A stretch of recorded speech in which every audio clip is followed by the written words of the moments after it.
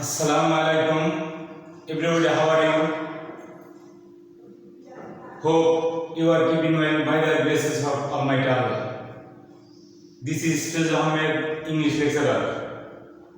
MKS English কেয়ারের পক্ষ থেকে তোমাদের সবাইকে আন্তরিক শুভেচ্ছা ও অভিনন্দন। ডিয়ার লার্নার্স, আজ তোমাদের সামনে যে টপিক নিয়ে আলোচনা করতে যাচ্ছি সেটি হচ্ছে আইনজি যোগ করার নিয়ম। ডিয়ার লার্নার্স, আমরা অনেকেই ভার্বের শেষে আইনজি যোগ করি। শুধু ভার্বের সাথে আইনজি যোগ করলেই হবে না, এর কিছু নিয়ম আছে। কারণ যদি ভার্বের সাথে আইনজি যোগ করি এমন এমন ক্ষেত্র আছে সেটা ভুল হয়ে যেতে পারে। এই জন্য তোমাদেরকে আজকের যে নিয়মগুলো আমি শিখাবো, যদি তোমরা এই নিয়মগুলো তোমরা একটু ফলো করো, অবশ্যই আশা করি হয়তো বা ভার্বের শেষে আইনজি যোগ করার সময় আর তোমাদের এই সমস্যা হবে না। ডিয়ার লার্নার্স, তাহলে আমাদের ফার্স্টে আইনজি যোগ করার নিয়মে আমরা চলে যাই। দেখো ডিয়ার লার্নার্স, আমরা সাধারণত ভার্বের শেষে আইনজি যোগ করি। এখন আমাদের ফার্স্টে এই যে আমরা শব্দ বলি বা ওয়ার্ড সিলেবাল, এখন একটা বড় ওয়ার্ডের বড় শব্দের বড় ওয়ার্ডের সিলেবাল আছে। আমরা সিলেবাল ভেঙে যদি আমরা ওয়ার্ডগুলোকে উচ্চারণ করতে পারি তাহলে ওয়ার্ডটা আমরা পরিপূর্ণভাবে সুন্দর একটা প্রোনাউন্সিয়েশন আমরা করতে পারব। যাই হোক বন্ধুরা, তোমরা দেখবে ভার্বের শেষে আইনজি যোগ করার নিয়ম। এখন দেখো, আমরা জানি সিলেবাল হচ্ছে শব্দাংশ। সিলেবাল কি? শব্দাংশ, মানে একটা শব্দের অংশ। এখন সিলেবাল কাকে বলে এই সম্পর্কে আমাদের জানতে হবে। আমরা সাধারণত উচ্চারণের সময় শব্দের যে উচ্চারণটা সাধারণত একবারে উচ্চারণ হয়, আমাদের ভিতর থেকে একবারে উচ্চারণ হয়, সেটাই হচ্ছে সিলেবাল। এখন সিলেবাল সাধারণত চার প্রকার। কি কি? মনোসিলেবাল, ডাইসিলেবাল, ট্রাইসিলেবাল এবং পলিসিলেবাল। যাই হোক, আমি সিলেবাল নিয়ে তোমাদের এর পরবর্তী ভিডিওতে আমি সুন্দরভাবে আলোচনা করার চেষ্টা করব। যাই হোক, আজকের যে টপিকসটা আমরা এখানে আমি দাঁড়াইছি সে সম্পর্কে আজ আলোচনা করব। ডিয়ার লার্নার্স, মনে রাখবা এখানে তো আছে ইট অথবা কাঠ। এখন আমি এর সাথে যদি আমি আইএনজি যোগ দিই, আমরা সাধারণত বলবো যে ইটিং, ইএটি আইএনজি ইটিং, আবার সিইউটি আইএনজি। এখানে ইএটি আইএনজি দিলে চলবে, কিন্তু সিইউটি আইএনজি এটা দিলে হবে না, এটা হবে ইনকারেক্ট আইএনজি যদি আমি ব্যবহার করি কাঠের সাথে। যাই হোক, এখন আমরা নিয়মের মাধ্যমে আমরা আইএনজি ব্যবহার করি এবং কি সবগুলোই ভার্বের সাথে আইএনজি ব্যবহার করলে অবশ্যই কারেক্ট হবে। যাই হোক ডিয়ার লার্নার্স, মনে রাখবা সবাই যে এক সিলেবাল বিশিষ্ট যদি কোনো ভার্ব থাকে এবং ভার্বের শেষের আগের অক্ষর যদি একটি মাত্র ভয়েল থাকে, শর্ত কি? একটি মাত্র যদি ভয়েল থাকে তাহলে তার শেষে আইএনজি যোগ করার সময় শেষের অক্ষরটি কি হবে? ডাবল হবে। শেষের অক্ষরটি কি হবে? ডাবল হবে। দেখো ডিয়ার লার্নার্স, এখানে তো আছে রান। দেখো আমরা এখানে রান এক সিলেবাল বিশিষ্ট, কারণ আমরা উচ্চারণের ক্ষেত্রে কিন্তু একবারে উচ্চারিত হচ্ছে এবং কি এখানে কোনো আমাদের সমস্যা হচ্ছে না। রান, এখন এই যে রান লাস্টে আছে এন, একটা লেটার আছে, একটা লেটারের পরে যদি শর্ত একটি মাত্র যদি ভয়েল থাকে, এর শেষে যদি আমি আইএনজি যোগ করতে যাই তাহলে শেষের অক্ষরটি যে অক্ষরই থাক না কেন, যে লেটারে থাক না কেন, সেই অক্ষরটি কি হবে? ডাবল, অর্থাৎ দ্বিতীয় হবে। যেমন R U N N I N G, ঠিক আছে? দেখো আবার দেখো পুট, লাস্ট অক্ষর লেটার টি এবং তার পূর্বে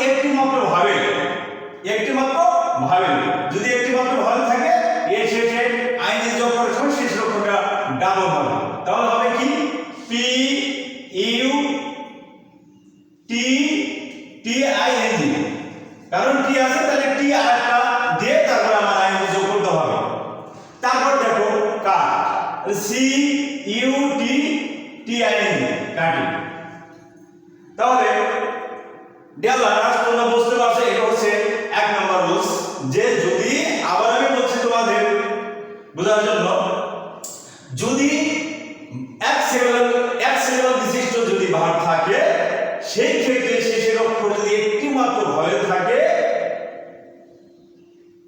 এক সিলেবল বিশিষ্ট যদি ভার্ব থাকে এবং শেষের অক্ষরের আগে অর্থাৎ পূর্বে যদি একটি মাত্র ভয়েল থাকে, এর শেষে আইএনজি যোগ করার সময় শেষের অক্ষরটি ডাবল হবে। এখন যাই হোক ডিয়ার লার্নার্স, আবার দেখো এখানে আমি একটা ভার্ব এখানে লিখেছি যে ইট, ইটও কিন্তু এক সিলেবল বিশিষ্ট একটি ভার্ব, কিন্তু শর্ত এখানে ইটের সাথে কিন্তু আরেকটি যোগ করে কিন্তু আইএনজি যোগ করা যাবে না, কারণ শর্ত হচ্ছে একটি মাত্র ভয়েল। আমরা তো জানি যে ভার্ব হচ্ছে সাধারণত 5টি, পিওর বলতে এ ই আই ও ইউ, এখানে ভয়েল কিন্তু ডিয়ার লার্নার্স এখানে কিন্তু দুটি আছে, দুটি ভয়েলের ক্ষেত্রে কিন্তু এই নিয়ম প্রযোজ্য হবে না। তাহলে ইটের সাথে যদি আমি আইএনজি যোগ করতে যাই, ই এ টি আর এন জি, ইটি।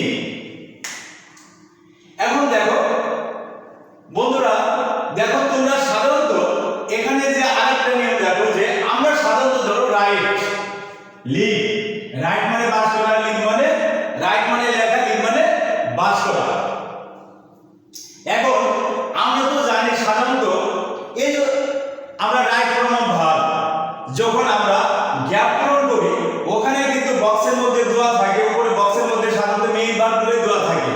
এমন এমন সময় আসে যে এর সাথে আইএনজি যোগ করতে হয়, সেই ক্ষেত্রে আমরা কি করি, যে আইএনজি যোগ করার সময় ধরো এখানে রাইট আছে, লিভ আছে, এর শেষে কি হবে, আইএনজি যোগ হবে। কিছু কিছু ক্ষেত্রে আইএনজি যোগ হয়, সেই ক্ষেত্রে আমরা কি করি, W R I T E I N G, যখন আমরা এটা দিতে যাই তখন কিন্তু আমাদের এটা ভুল হবে। ডিয়ার লার্নার্স, আজ এই ভিডিওর মাধ্যমে তোমরা সুন্দরভাবে শিখে নিবে যে কিভাবে আমরা আইএনজি যোগ করব। দেখো এখানে আছে রাইট, তাহলে মনে রাখবা 2 নম্বর রুলস হচ্ছে ডিয়ার লার্নার্স, যদি ভার্বের শেষে একটি মাত্র ভয়েল, যদি ভার্বের শেষে একটি মাত্র ভয়েল ই থাকে, তাহলে এর শেষে আইএনজি যোগ করার সময় শেষের ভয়েল ই উঠে যাবে। যখন আমি রাইটের সাথে আইএনজি যোগ করতে যাব, তাহলে আমার হবে কি, দেখো তাহলে আমার হবে W R I T R N G. এখন তাহলে হবে কি, রাইটিং, এখন ই কিন্তু থাকবে না। তারপর দেখো living, A I V I N G, living. দেখেছো বন্ধুরা, এখানে লিভিং, এখানে কিন্তু থাকবে না।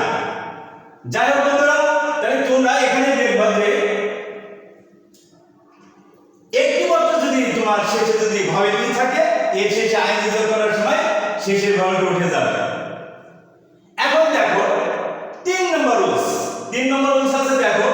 এখন হয়তো বা ডিয়ার লার্নার্স তোমরা বলতে পারো যে স্যার এখানে আছে দেখো সি বাই আর, এখানে যদি ভার্বের শেষে একটু মাত্র ভয়েল যদি থাকে, সেটি যদি উঠে যায়, তাহলে এখানে ভয়েল আছে দুটি, ই, দুটি ভয়েল কি আছে, ই আছে। এই ক্ষেত্রে কি হবে বন্ধুরা, তোমরা মনে রাখবা, যদি ভার্বের শেষে দুটি ভয়েল ই থাকে, আমরা তো ভাববো যে একটি থাকলে যদি উঠে যায়, দুটি থাকলে তো একটু মানে উঠবে না, না, এখানে দুটি ভয়েল থাকলে, দুটি ভয়েল যদি ই থাকে, একটিও উঠবে না।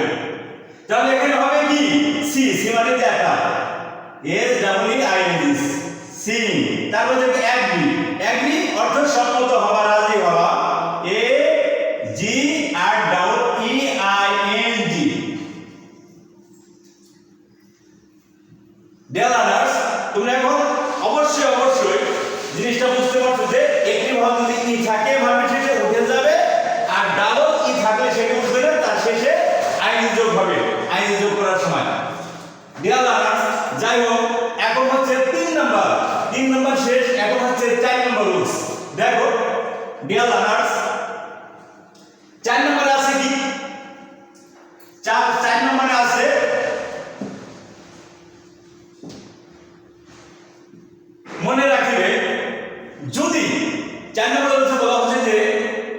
যদি ভার্বের শেষে একই সাথে দুটি ভাবের আই ও ই থাকে, একই সাথে দুটি ভাবের আই ও ই থাকে, এর শেষে আইনজি যোগ করার সময় আই ও ই এর পরিবর্তে, এই দুটি ভাবের পরিবর্তে ওয়াই হবে এবং শেষে আইনজি যোগ হবে। যেমন ডাই, এখানে আছে ডাই, তাহলে হবে কি ডাই, আই ডি, আই এর পরিবর্তে দিলাম ওয়াই, তারপর হবে আইএনজি, ডাইং, কি হবে ডাইং। তারপরে দেখো যে লাই, লাই এখানে কি আছে লাই, লাই শোয়া, লাই বা মিথ্যা বলা, যেটা দুইটাই হয় লাই। এখন লাই সাথে আমি কিভাবে আইএনজি যোগ দেব, আই, আই আছে, আই এর পরিবর্তে হবে কি এল ওয়াই আর এন জি, লাইন। দেখেছো ডিয়ার লার্নার্স, কত সুন্দর নিয়ম। আর তোমরা এই নিয়মগুলো যদি তোমরা ফলো করো আর তোমরা যদি দেখো, আশা করি অন্তত ভার্বের শেষে আইএনজি যোগ করার সময় তোমাদের আর কোনো সমস্যা হওয়ার কথা না। ডিয়ার লার্নার্স, তাহলে তোমাদের আমি চেষ্টা করলাম তোমাদের চারটি নিয়মের মাধ্যমে আইএনজি যোগ করতে হয় কিভাবে সেটা তোমাদের শিখাইলাম। আর তোমাদের যদি এই ভিডিওগুলো দেখে তোমাদের যদি ভালো লাগে, বেশি বেশি সাবস্ক্রাইব করবা এবং যাতে আমি এই ভিডিও তৈরি করার উৎসাহ পাই। আজকের মতো এই পর্যন্তই। আল্লাহ হাফেজ। Thanks for watching my video.